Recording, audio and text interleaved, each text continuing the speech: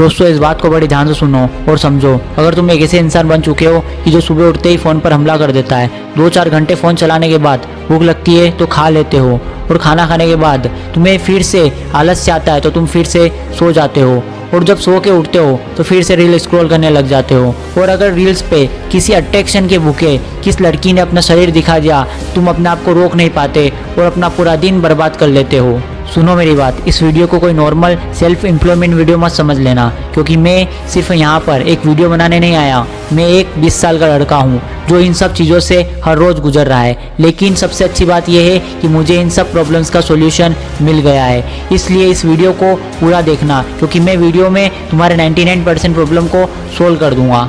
तुमने ये चीज़ नोटिस की है कि जब भी तुम इंस्टाग्राम पर ज़ॉम्बीज़ की तरफ स्क्रॉलिंग कर रहे होते हो और जब स्क्रॉलिंग रोकते हो तब तुम्हें दुख महसूस होता है। तुम्हें महसूस होता है कि यार मैं टाइम वेस्ट कर रहा हूँ। बिल्कुल इसी तरह जब हम इंस्टाग्राम पर किसी लड़की को देखते हैं तो उसे देखकर अपने आप को बिल्कुल रोक नहीं पाते और फिर मास्टरपीस की तरफ चले जाते हैं। और मास्टरपीस करने के बाद भी हमें दुख महसूस होता है कि यार मैं कुछ गलत कर रहा हूँ। जब तुम अपने काम को टाल रहे होते हो, जो काम तुम्हें करना है उसे से भाग रहे होते हो, दिन के अंत में जब वो काम नहीं होता है तब भी तुम्हें बुरा फील होता है कि यार मैंने आज का दिन भी वेस्ट कर दिया। इन तीनों ही बातों में एक चीज कॉमन है कि हमें ये सब करने के बाद दुख महसूस होता है, जो कि हमें कुछ बताना चाहता है। ये दुख एक अलार्म की तरह ये हमें बता रहा है कि हम सही जिंदगी नहीं जी रहे।